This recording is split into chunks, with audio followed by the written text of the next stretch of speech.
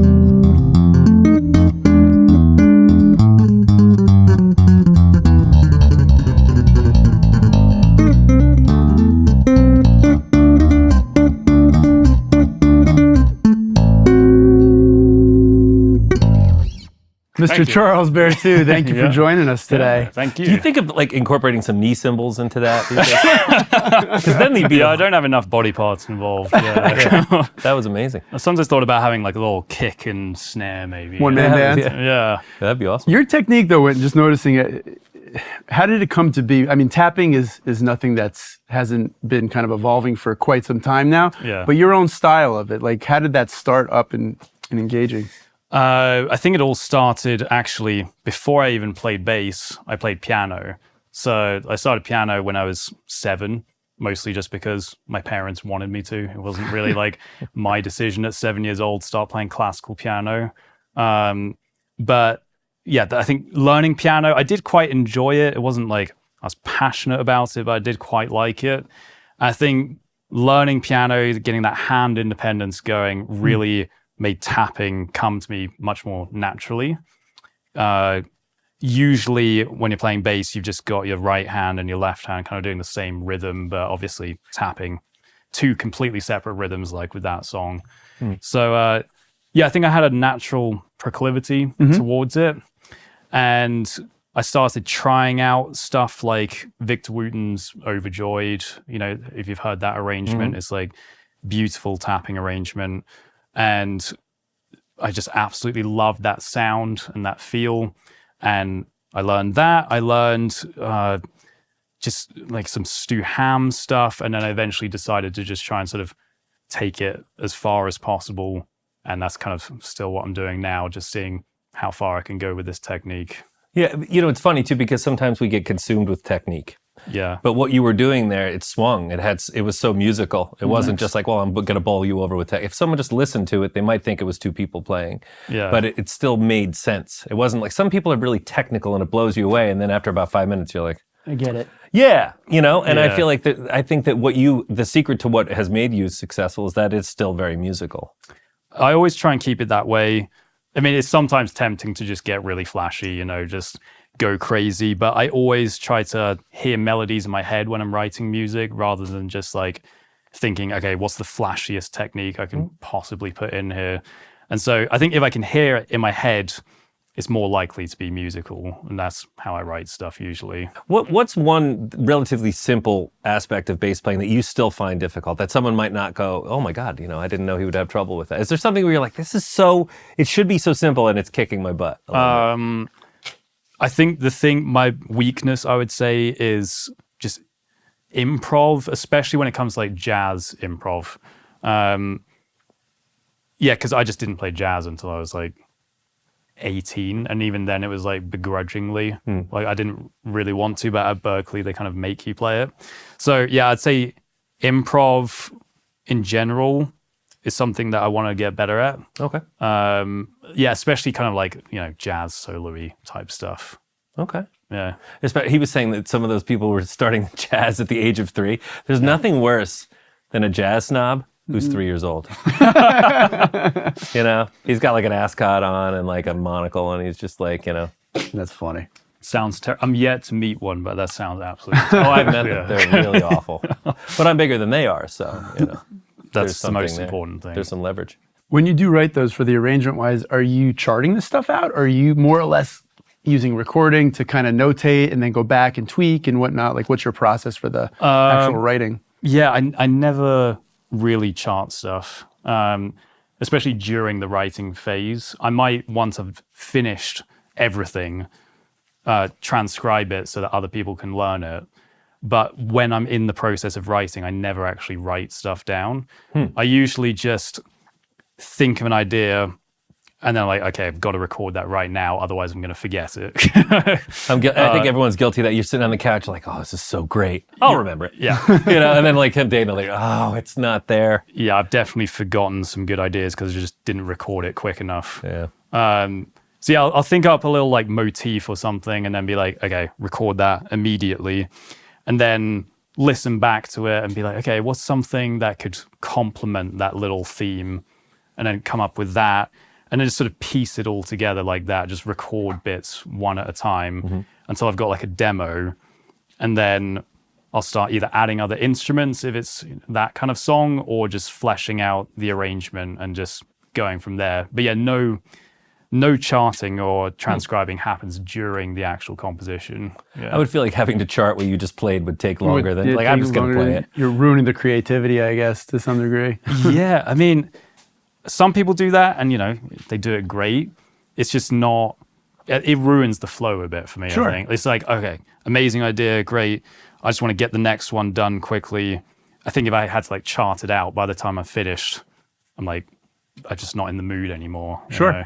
Yeah. So early on when you said you were, you know, learning and whatnot, and for those who are tuned in and may not be familiar with you, I mean, you're a wildly successful YouTube influencer, player, demonstrator. I don't know what your business card would say at that point, but the reality is, besides your unbelievable playing, is you started off and you've been playing in bands as well, even over the years earlier on. And some of them are even outside the realm of what maybe folks are dialed into with your own channel, which is, you know, a lot of solo bass work and arrangements. Yeah, I've been in some quite interesting bands over the years, definitely. Yeah, maybe 10 years ago, I was in a Celtic bluegrass band. You too? Moon? Yeah, you've done your research. Wow. Some niche Charles Berthoud lore right here. Yeah, Cat and the Moon. So it was banjo, fiddle, bass, and like cajon. Yeah. And that was that strictly just to meet women, or? You say that, but my wife, we met at a show where I was playing Afro-Celtic funk. So Proved you I wrong. mean, but that is such a tired story. You know, you're playing Afro-Celtic funk. There's all these women like banging on your trailer, and it's like, you know, I'm just trying to transcribe things here. Yeah. you know? yeah, it was a So I tough. get it. It was Yeah. a tough time. Yeah, but you made it through. Yeah, thank just God. about. Now that I'm a solo bassist, it's even worse. So. Oh God, I can only imagine. You should see who's lined up behind that door. It's ridiculous. But yeah, so Cat and the Moon, that was Celtic bluegrass. It was a bit like Bela Fleck and the Flecktones, you know them. Oh yeah. And so that was a really fun time. Lots of improv, lots of reels and jigs and things like that. So that was fun. Then I was in like more of a pop act. This guy, Skylar, he was like a singer-songwriter, which was also fun. We played at a lot of colleges around the country. And then a bit more recently was the Afro-Celtic Funk. Solskjaer was the name of that band. The most insane lineup I've ever played in. It was like a 9-piece band, which meant we never got anything done because the scheduling was just impossible. Yeah. And it was bagpipes, fiddle, trumpet, saxophone, drum kit, African percussion, bass. I'm forgetting something. There's something else. I would murder myself at sound check. Is there an myself EP out. or anything Yeah. that you have released on that? EP, yeah. I'm trying to actually remember what the name of it was. It's been a while.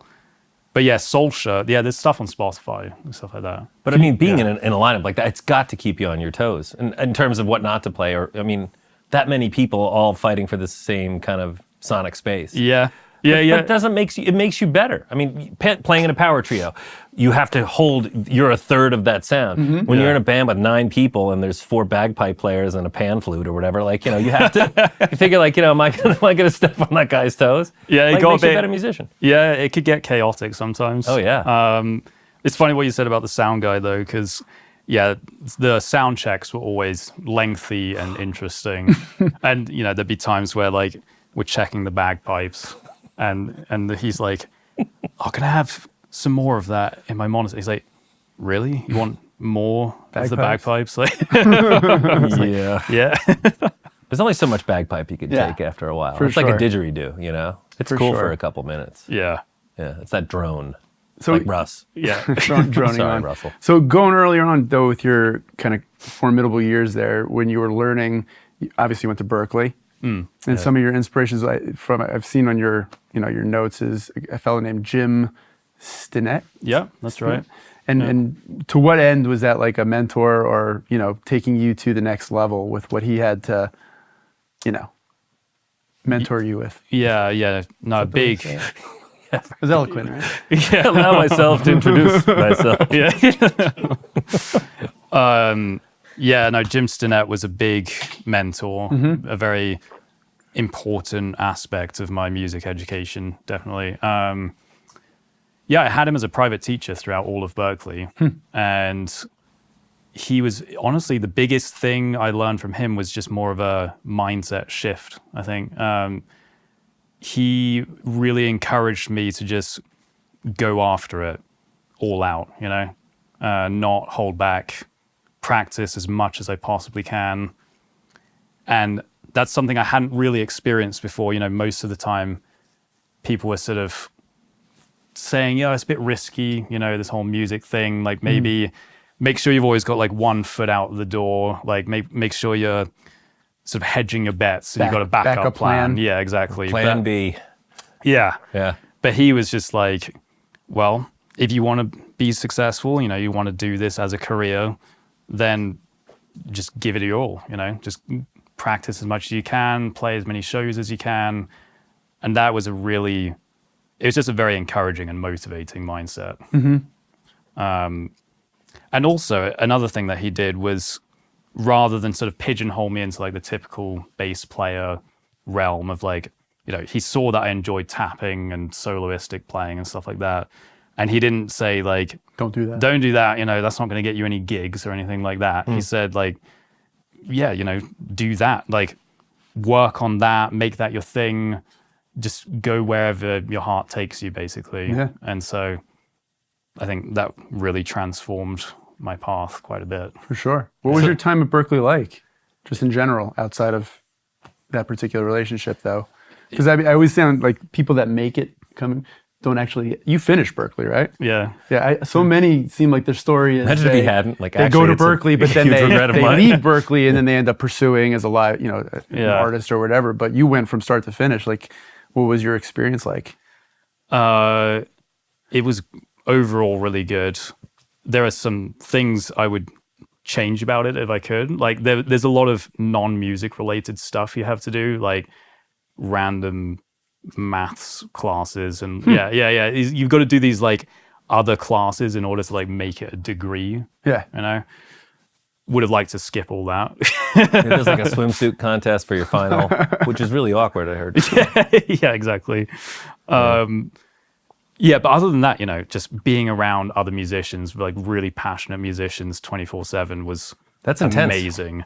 But does it get on you after a while? Like you're like, it's nerve-wracking enough to learn an instrument, but to have that caliber of talent around you all the time, was there a kind of a gunslinger attitude where people were always like, I can do better? A bit, yeah. But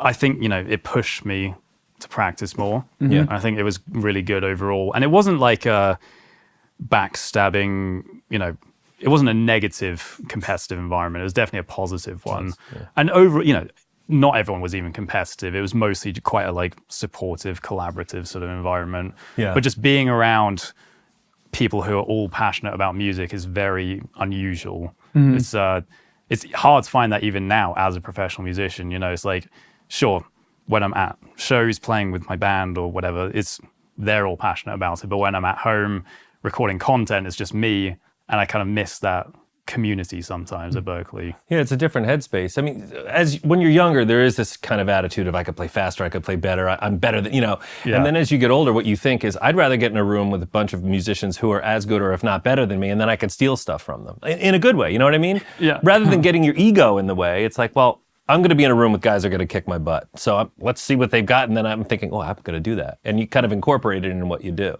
Yeah. Yeah, and I definitely did that at Berklee as well. Like there are people at Berklee who have been playing jazz since they were like 3 years old, whereas I played jazz for the first time at Berklee, basically. So that was a bit of a steep learning curve. But it made me feel like I'm in the right place. Do you remember what you auditioned for when you got in? What was my song? What I auditioned what your with? song was? I played, because you had to do like a prepared piece and then some improv. The prepared one was Victor Wooten. I think it was You Can't Hold No Groove. That's a great song. Yeah. Yeah. And watching him play. Yeah. Let's see if I can remember it. Yeah. No pressure. Yeah. You had Victor in here the other day, didn't you? Got to we live up did. to that.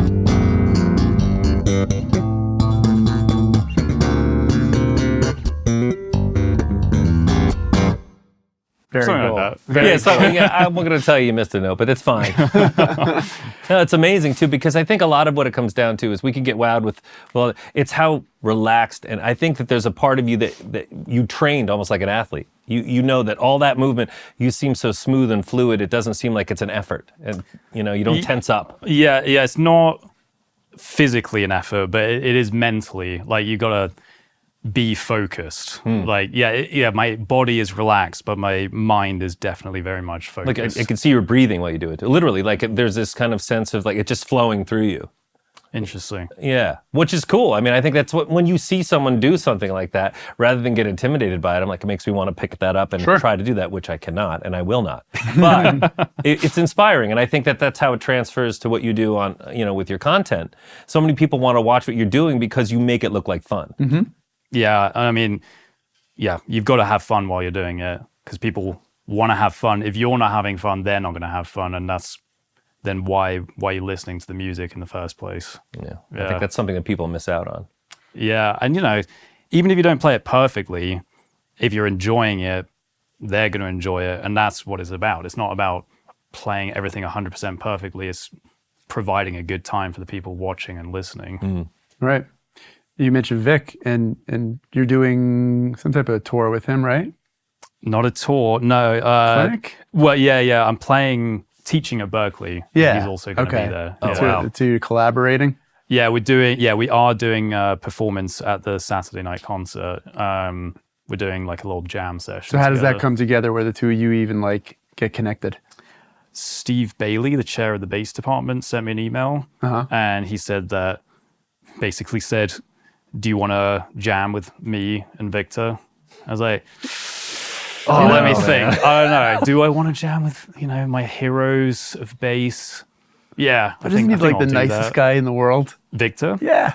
I've heard. I haven't actually Oh, really you haven't met him yet? No. Oh, okay. He's awful. I met him.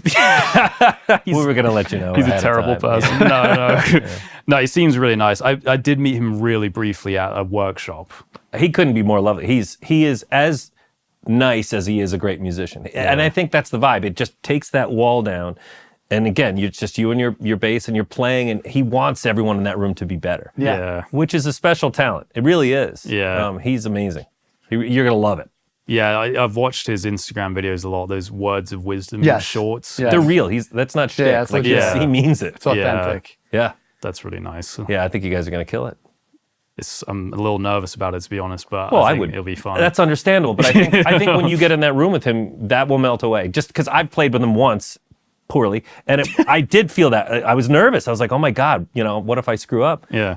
And he would have none of it. He's like, we're just going to hang out. We're all here. We're going to make music. It's going to be great. That's awesome. And Okay, that common thread that you guys have too is education, right? I mean, you're just the desire for folks to learn, which seems like it passes on in your case from even down to your Jim Stinnett in terms of that relationship. So you clearly see the importance of kind of motivating, inspiring the players to be able to pick up and want to do that and not look like you just said and be like, that's above my pay grade. I'll never do that. And I don't want to do that. Yeah.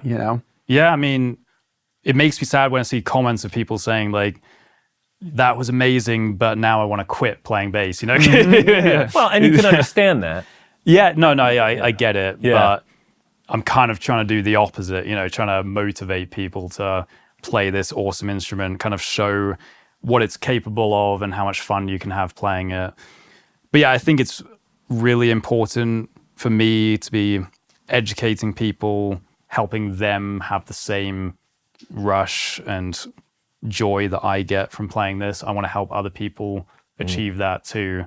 And it's really satisfying to see people when they upload like progress videos and stuff of exercises that they've got from my Patreon or whatever it is. And it's just the best feeling ever to see them sort of joining in this passion that we all have. Yeah. Absolutely. And so we also want to talk about a little gear here as far as what you're actually plugged into with, this is your signature model, right? It is, yeah, the Schecter CB4. Very nice. Yeah. So we're going through the Foundry series today. Yeah. And I don't know if you can see, I assume on the camera, we are surrounded by Foundry series. We have an 8-inch, we have the 10-inch, the 12-inch, and the 15-inch over here. And then we're going through this one, I believe, is actually the Digbeth UK, if I'm not mistaken, correct? I think so. The cab? No. Fen shaking his head. No. That's the custard factory. That's the standard Digbeth cabinet. Standard Digbeth cabinet, okay.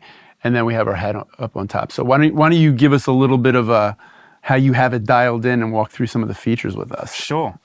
Yeah, so the head is called the DBF 200H, and it's 200 watts. And the way I've got it dialed in right now, I usually like to have a little bit of a scooped EQ. So we've got the mids just a little bit dialed down there, and then here you get to choose which frequency you're boosting or cutting within the mid-range. So you've got like the lowest, I'm on the second lowest, and then there's two others that you can pick. And so yeah, with these settings, the bass and treble are just at 5. With these settings, you get this kind of tone, like.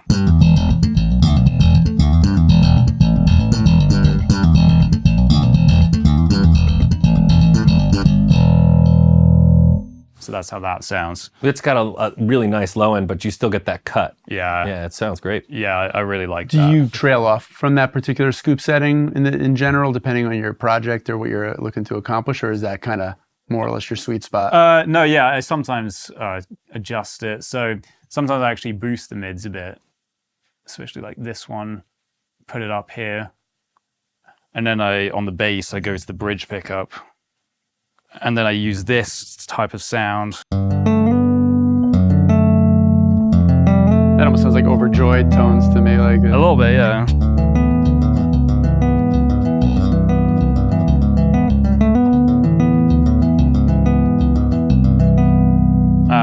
It's like a piano.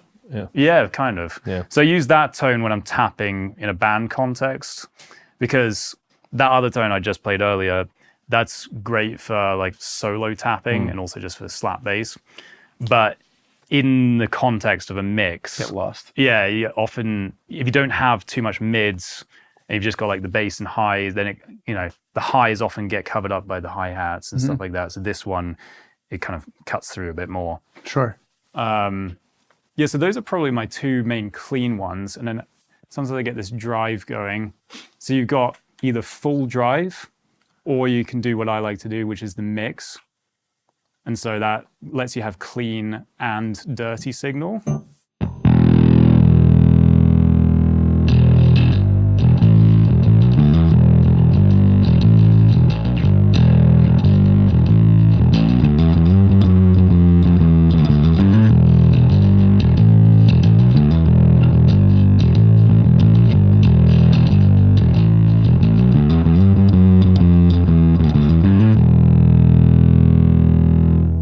That sounds great. Yeah, it's pretty fun. And yeah, so I mixed the clean and the dirty just to make sure that you've got like that aggressive overdrive growl, also, yeah, but also the sort of precision and clarity of the creep. And that's tough to do. I mean, when you add fuzz or dirt to a bass, different than a guitar where you can kind of get that clarity. You almost could mush out or flab out if you add too much to it. Like that had a little bit of that clean signal still dialed in. Yeah. So you got both going at once. It was really punchy. Yeah, exactly. Yeah, I think sometimes I find if it's just distorted, it can start sounding just like one dynamic. You know, it's just kind of like, you can't really hear like the individual notes. So I like to have just a little bit of the clean signal in there so you can like hear the attacks of the notes. Yeah. And then absolutely known for the Digbeth series is the tilt functionality. Yeah, the tilt's pretty fun. It's the best name. You know, it's the perfect name for that knob because it's literally like if you got a graphic EQ where you've like made all your little adjustments, but then you listen to it in the mix and you're like, oh, it doesn't really cut through. Could just be like a bit more bright or something. You just like tilt the entire graphic EQ in the treble direction. That's why it's called that and why it's got this like seesaw symbol. So yeah, if we've got this sort of tone.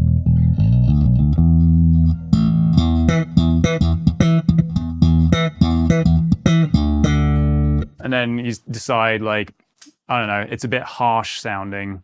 You can go into the bass section of the tilt.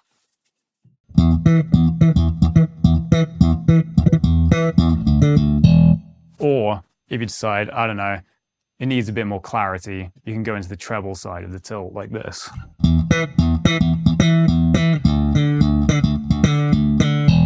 Yeah, that sounds great. But they're all usable. I mean, sometimes you have a knob like that and it's kind of like, okay, and then you use it, you're like, I'm never going to Looks good on paper, but it actually... Well, yeah, I mean, that's ingenious. And especially, are you running everything flat out on the bass? I mean, I don't know how you have the EQ set on there. I've got a light scoop on the bass as well, yeah. Yeah, but it's amazing just how flexible that amp is. And like just with one little tweak, you're really getting a totally different palette of sounds. Exactly. And it's nice to not have to like go into the EQ and like dial everything and you know, you just got one knob that can... Especially on a gig where you're like, I know what I need, boom. Yeah. You don't have to think about it. Exactly. Yeah. But what's important, I think, to call out on this series in general, regardless of which particular model we're talking about, is it really rounds out the Digbeth series, because just a few months ago we had Nathan East here, and it was built on the bones, call it, of the Digbeth series.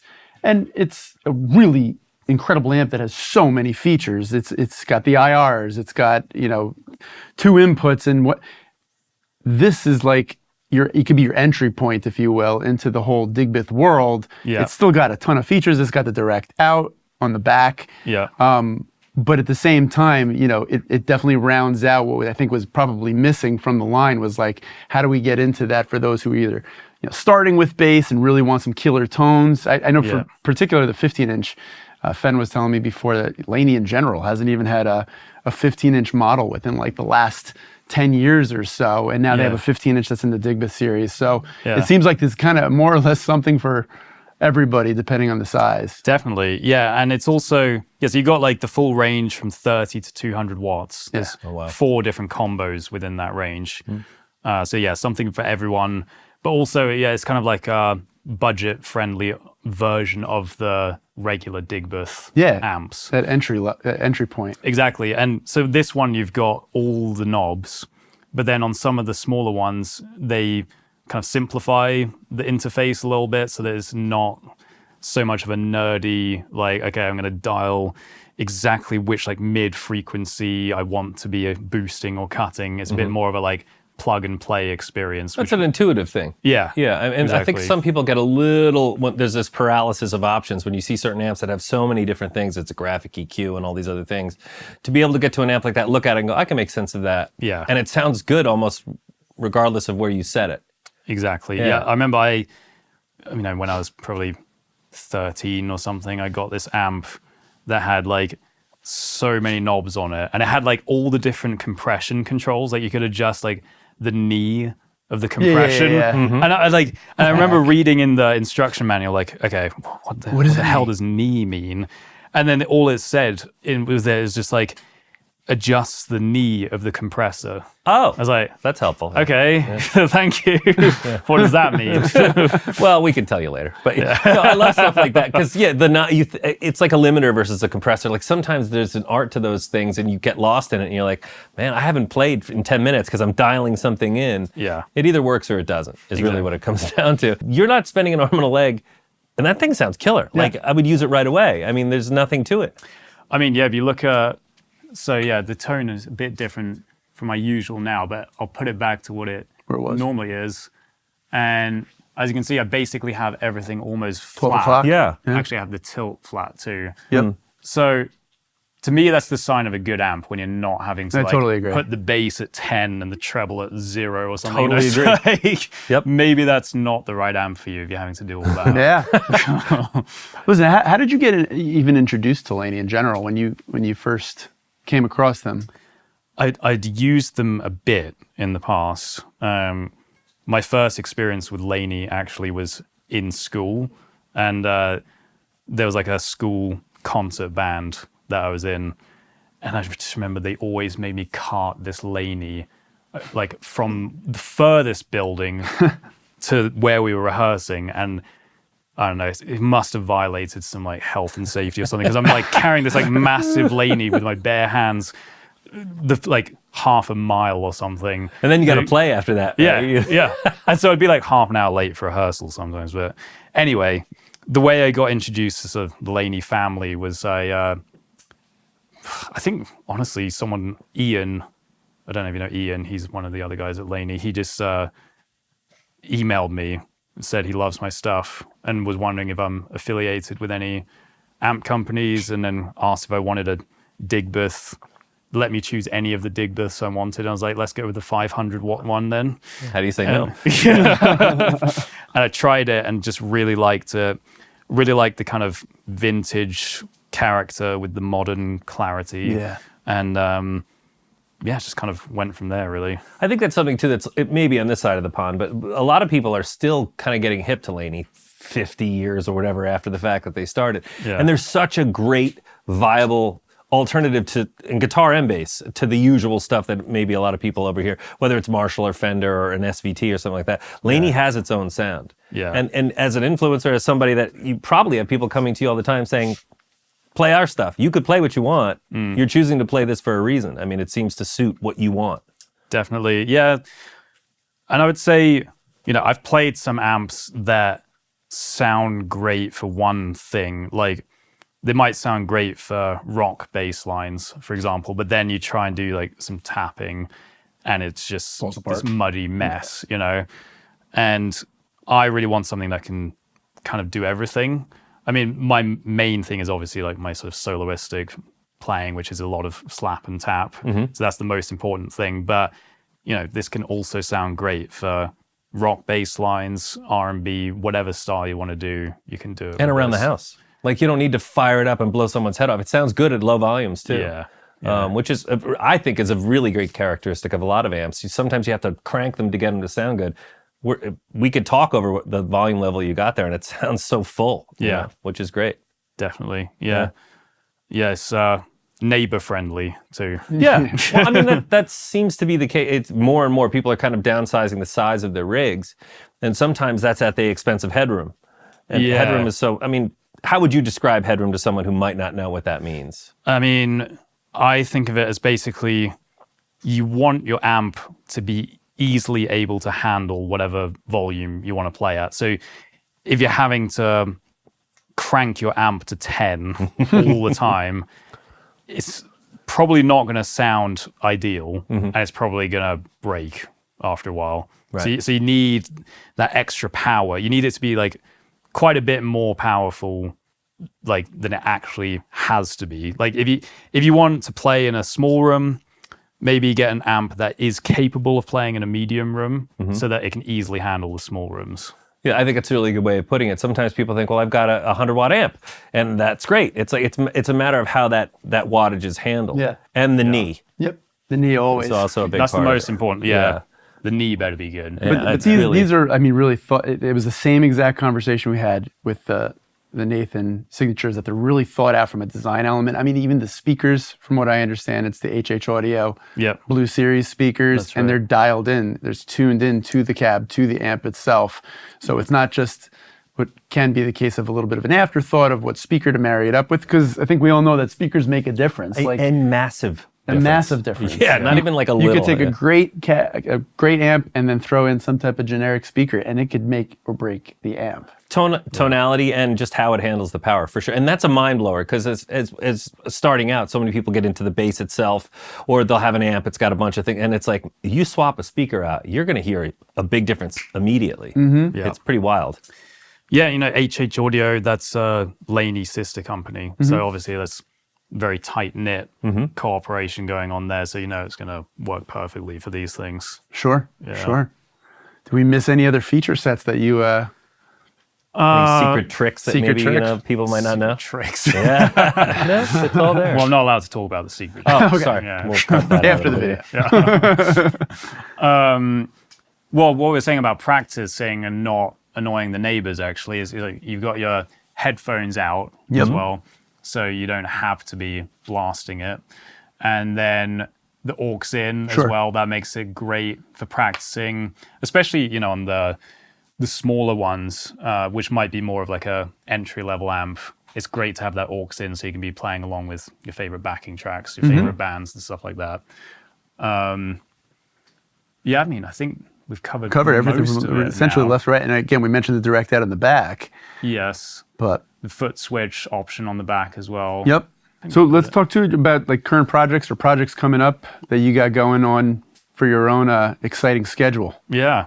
Oh, well, in a few weeks, I'm going to be jamming with Victor Wooten. So that's pretty amazing. Yep, It's absolutely. kind of surreal. One of my biggest heroes. So I'll be teaching at the Berklee Summer Bass Workshop, and we'll be jamming together at the concert there. And then in October, mid-October, we start the Escape the Internet tour of China, Korea, and Australia. Very cool. So that's me and Bernd, this Austrian guitarist with a couple of million followers on social media. We did it in Europe in January. And the idea is that it's sort of like people who have large social media followings playing live on a stage. And, it's not the most normal thing. It's a bit unusual. And it's shows, clinics, and overall a great time. What I like about that whole concept for a show is I think that in recent years, I don't know if you even want to call them influencers or just the bedroom, Instagram, social media folks, they've gotten such kind of challenges and pushback in terms of like, yeah, that's great, of course. They're in the perfect atmosphere with the perfect, but then next thing you know, put them in a live scenario and see what they're like. They become like frozen and they don't know, they lose their groove. So the fact that you do what you do and wildly successful, but then you take it to the stage and at the same time, it's like, no, he can do it live as well. I think there's a deeper purpose in that tour than anything, Well, it's almost like you got something to prove. Yeah, I mean, honestly, that's part of it. Yeah. And, it's also proving to myself to a degree, like, I can play whatever I want in my room, but the pressure of performing live, you get one take. It's very different. And everyone's there with their phones. Yeah, exactly. Right. Like, Let's see how he does. Yeah, they're filming it. It might go up on the internet and be there forever, So, it's almost proving it to myself as much as to the audience. But I get those comments all the time. People being like, oh, he can do this in this video, but like, bet he can't do it live. Right. And then, so it's an interesting feeling when you go on stage and you've got those sort of comments in your head, like, all right, let's see if I can do this live. and obviously recently we've seen that kind of world come back to bite people who may have amassed a huge following and then were kind of proven to not be what they are. Who could you be talking about? I don't know how to say his name. I think it's French. But we could say it if you want to. I already You want to. Oh, okay. But there is something to that. I mean, where you go, look, I can do this in this controlled little bubble, and it's going to look great. I'm going to package it perfectly. You're going to watch it, and you're going to love it. Yeah. And then so to go out there and actually do it in real time, and all of that. But at the same time, you could read the negative comments and kind of get bogged down. Conversely, I would imagine you obviously get a ton of positive comments. And how do you keep that from affecting what you do? The positive comments or just all of them? Well, without it, Probably all kind of of them. blowing your head up a little bit. Like, you got to keep it all in perspective. Definitely. Yeah, I mean, I think it affected me more in the beginning when my channel started blowing up. I think playing live is one of the best ways to stop it affecting you, actually. Because I think if you don't play live, you've got much more time on your own to just be ruminating over these comments. Like, oh God, maybe I can't play live. I haven't played for like 3 years. Maybe they're right. Does that really creep in? Yeah, especially like during COVID, when I wasn't playing live at all. So I think playing live is really good. And then you actually get to meet all these people in real life. Mm-hmm. People in real life are quite different from how they are on the internet. I don't know if you've noticed that. Yeah, I don't know if anyone has said to me, to my face, that I'm as funny as Cancer, but they write it on the They wrote it. That's a true story. So sometimes you read all these negative comments and you're like, it still hurts. You read them as people in real life saying that to your face. You know what I mean? It has that impact. I know. And you make it the minority represents the majority. Yeah, but then you go in real life, no one has ever said anything bad like that to me in real life. No one's ever been like... Unless they're much bigger than you. It's like, you're right. Thank you. It's just... It makes you realize that any of those sort of hate comments are just a very small minority of people. And they might just be commenting that just to try and get you to react. They might not even think that. It's a trolling thing, but I think also back to some of your mentors at Berklee, someone just keeps in the back here and go, keep going. Keep doing what you're doing. And I think that probably, like, you probably encountered some negativity when you were doing your channel, and you just said, the same thing applies here. I'm just going to keep doing this. I know I'm onto something. I have to believe in that. Exactly. And you can kind of see it as a mental challenge. It's like, okay, if I can keep doing what I'm doing and not allow these negative comments to affect what I'm doing, that's actually kind of like strengthening me mentally as well. Yeah, because we're mentally challenged already, as you probably could tell. But if you think about it, that nothing's really changed. Like, nothing's new under the sun with that. It's different. Because when it was the 60s, the 70s, the 80s, it was record companies saying, no, kid, you're horrible. Your band sucks. No. And now it's different. Now it's come to or whatever, right? Yeah, it's true. my parents, for sure. Now it's come down to commenters and things, but it's the same concept, and it's just that thick skin developing to be able to overcome it and stick with it. Yeah, it's interesting. And I think now there's like more, because like, just the sort of nature of the internet is there's a lot of interaction. Like you might get 500 comments on a video, whereas you're probably not going to get 500 people in real life coming up to you and saying a load of things to you. Yeah, exactly.